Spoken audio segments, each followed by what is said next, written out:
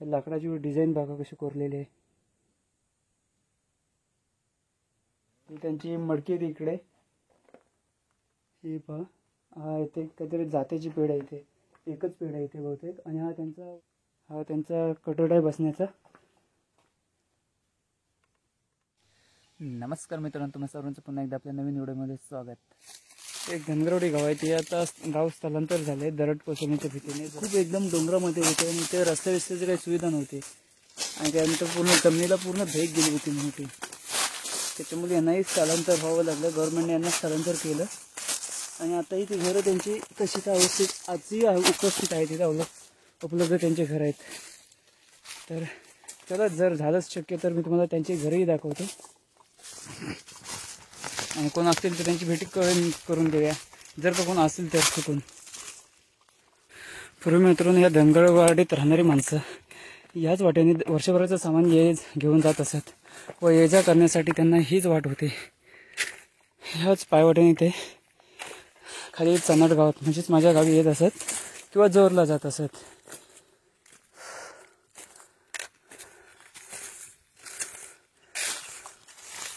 पण त्यांना वरती गावामध्ये कुठलीच सुविधा उपलब्ध नव्हती। जर त्यांना राशन धान्य जे काही पाहिजे असेल किंवा बाहेर मार्केटला जायचं असेल तर ते आमच्या गावात किंवा जोर गावात जात। दम लागले मित्रांनो, हे का वाट कशी आहे ते। त्याने विचार कर मग त्या काळात ती लोक कशी जगली असतील, रोज ये जा करून। आता मुंबईला गेल्यानंतर थोडंसं प्रत्येकजण माणसं एक प्रगतीकडे वाटचाल झाल्यानंतर एवढं दूर येणं त्यांनी नापसंत केलं आहे। वर सरकारने त्यांना स्थलांतर केलं आहे, कारण भविष्यात ही दरड कोसळण्याचे चान्सेस आहेत।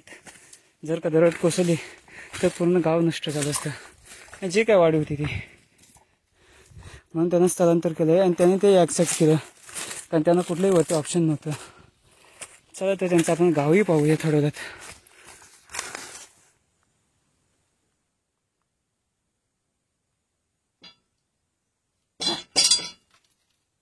हे पहा मित्र, त्यांच्या घरांचे अवशेष पहा, लाकडाची डिझाईन बघा कशी कोरलेली आहे।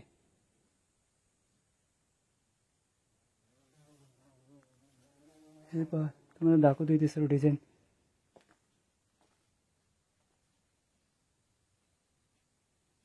हा त्यांचा कटोरा आहे बसण्याचा।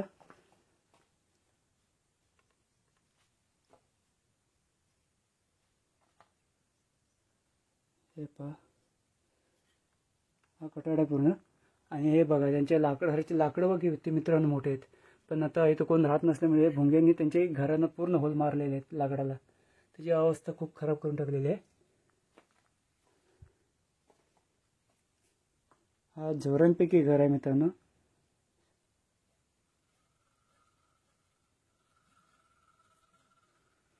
तर इकडे त्यांचं घर आहे बघा, पूर्ण पडक्या अवस्थेत आहे।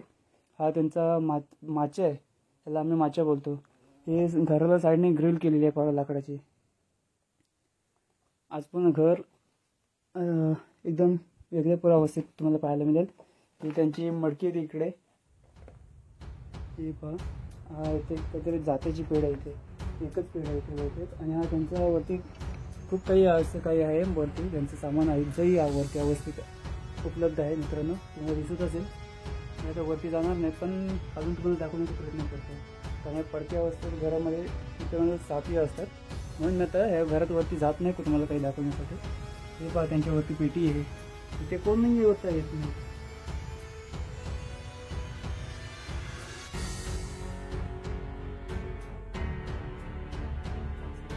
तिथे कपडे कदाचित कोण असेल पण इथे आहे ना मित्रांनो त्यांचं।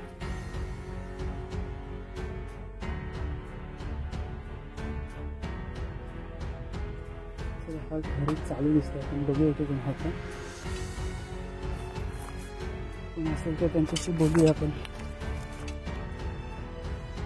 कपडेही दिसतात त्यांच्या इथे, ते बाई सर्व त्यांचीच घर आहेत मित्रांनो। लॉक मारलेलं आहे इथे, इथे कोणी नाही सध्या। आता त्यांचे सगळे कपडे इथे असेच। तो बघा इथे त्यांच्या घराच्या बाहेर फोटो आहे, दाखवतो इथे।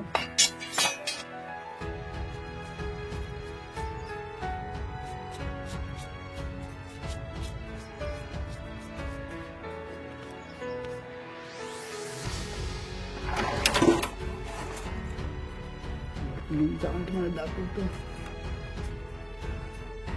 हा पाहतो मित्रांनो, हे त्यांच्या बॅग बी इथं तशाच आहेत पडलेल्या. हा बघा, हा एक आपल्याला साडीचा पीस भेटलेला आहे. हा पहा इथं आणून ठेवला असेल. हा सिक्का बांधलेला आहे, आम्ही हा सिक्का भरतो. तर दरवाजा पहा मित्रांनो कसं मस्त अवस्थेत आहे आजही. आणि इथे बघा देऊ श्यामा झोरे यांचं नाव आहे. हा त्यांचा फोटो लावलेला आहे घराच्या बाहेर. घरामध्ये तो कोण नाही मित्रांनो. घर खूप मस्त आहे. निसर्गाच्या कुशीत राहणे एकदम त्याला भाग्य वाटतं.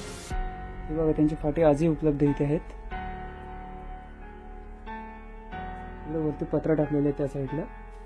हे पहा इकडे. आपण इथे घराला लॉक आहे मित्रांनो, आपण आतमध्ये नाही जाऊ शकत. तर पण आतमध्ये कालो आहे, त्याच्यामुळे तुम्हाला आतमध्ये काय आहे की नाही तेही दिसणार नाही. सामान तर आहे त्यांचं मित्रांनो आधी. या घरावर मित्रांनो हा चांगल्या अवस्थेत घर राहिले, कारण याच्यावर टोले बिलं अजूनही आहेत. हा त्यांचा कोणाचा जर पॉकेट आहे इथे. हे बॅगमध्ये कदाचित कपडे असावेत. चला तर आपण इथून निघूया, जास्त कमी पण करतो नाही.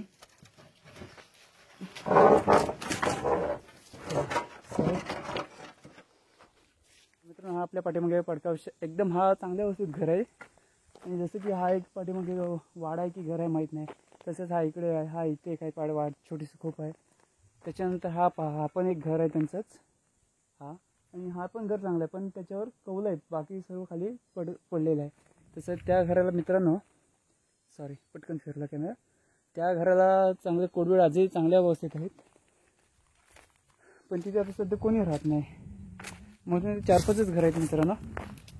पण ते पूर्ण आता स्थलांतर झालेले आहेत. हे पहा, आता आपण पुन्हा या घरामध्ये आलेलं आहे. तुम्ही माझ्या पाठीमागे पाहिलेच कसे मस्त तुम्हाला डिझाईन दिसते त्यांनी बनवलेले आहे.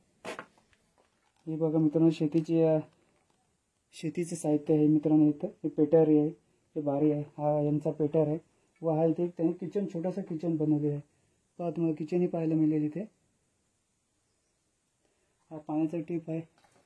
वरती त्यांचं जे काही साहित्य असेल पण ते आपल्याला बघायचं नाही. तर चला तर मित्रांनो, चला तर आता आपण इथून निघूया, कारण टायमिंग खूप झालं आहे आणि वाटी नाही तशी. हा पहा इथं पण एक घर होतं मित्रांनो, पण तोही पूर्ण पडलेला आहे. घर चांगलं आहे, कोण राहत नाही काय. मग तिथे कपडे बिपडे आहेत ते तिथे ठेवलेले होते. हा ना, हो त्यात कपडे आहेत. आणि हा पण घर चांगलं आहे, पण तेव्हा पण पूर्ण तुटला आहे, जुनं झालं आहे. पांडे काय तो देऊ नाही, तो आज बघितला त्याच्यावर आहे. म्हातारी असायची ना अजून, म्हणूनच कपडे पुढे आहेत. चला तर मित्रांनो, असं पण आपलं त्यांचं घर आपण छोटंसं वाडी त्यांची पाहून झालेली आहे पण आता. तर आता आपण जाऊया पुढे. या अवस्थेत मित्रांनो इथे लोक राहत होते. ना रस्ता नाही, काय कुठली सोय सुविधा ना लाईट, तरी इथे लोक राहत होते. कमाल असेल त्यांची. आणि आज काही कारणास्तव इथे दरड कोसळण्याच्या पूर्ण कारण मी तुम्हाला सांगितलं होतं असं पण आधी, की ह्या जमिनीला पूर्ण भेट दिली होती. म्हणजे 2 भाग झाले होते जमिनीचे. त्याच्यानंतर ते सर्वे केल्यानंतर त्यांना गव्हर्नमेंटने स्थलांतर करण्यासाठी आवाहन केलं. त्याच्यामुळे त्यांना स्थलांतर व्हावं लागलं. व ही त्यांची उदरनिर्वाहाची शेती, ही इथे सर्व शेती आहे मित्रांनो त्यांची. अजून 3-4 कुटुंबच होते इथे.